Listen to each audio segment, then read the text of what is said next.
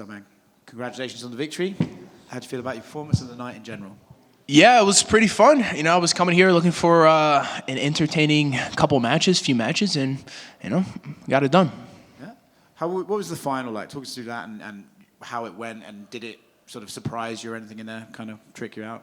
Okay, so finals was Nicky Rod, the Black Belt Slayer, versus Big Dan, the Giant from, Iceland or something like that. So, like a 300-pound opponent versus a 230-pound natural Nicky Rod. So, I don't know. I knew he was going to try and enter legs, and I just kind of used my I feel like I'm so handsome compared to him. He might have got a bit distracted, and I was able to body lock pass, due to that distraction. So, got a couple of passes in, and took it to overtime where I know how to shine. As a natural athlete, is this win more important to you to prove that you guys can do that on the biggest stage? Well, I just think jiu-jitsu has a reputation for being unnatural. So it's up to guys like me to kind of separate us from the dirtiness, the filth of the steroid sport, the steroid Olympics. I've heard it called so many times. And not all of us are on gear. I'm a natural athlete. I've been wrestling since I was 12 years old. I've been lifting since I was about 16, 17, and I'm built for battle, and that's why I look this good. I know it's hard for people that are abusing steroids to understand a physique like this is actually attainable through hard work, dedication, and longevity. Yeah. You made a challenge after your win. What was the mindset behind that challenge? Well, let's go back. After my match with Gordon Ryan, I broke his foot in the same stage, right? And then immediately after his match, he accuses me of greasing.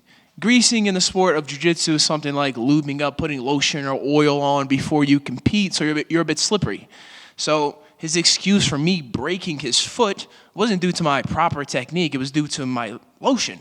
So I was like, all right.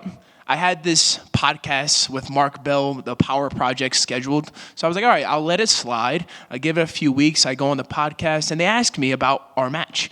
And they ask me what Gordon Ryan's best advantage is.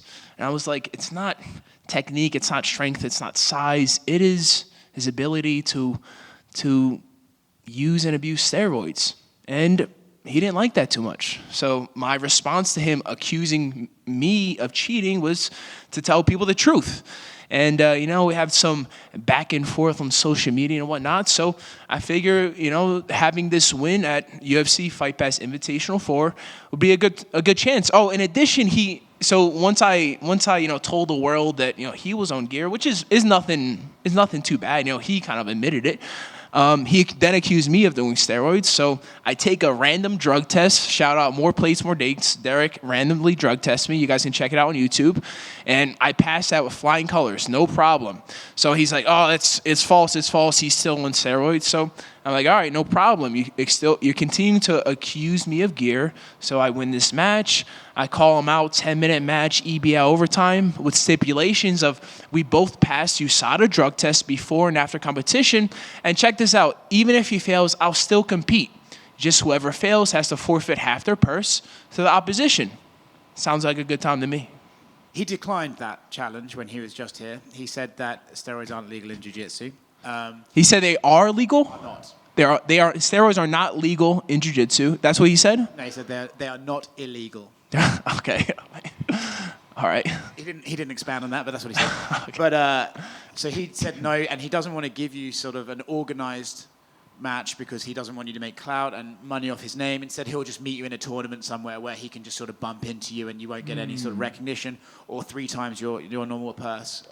If you look at Gordon's a guy of statistics and numbers and things like that.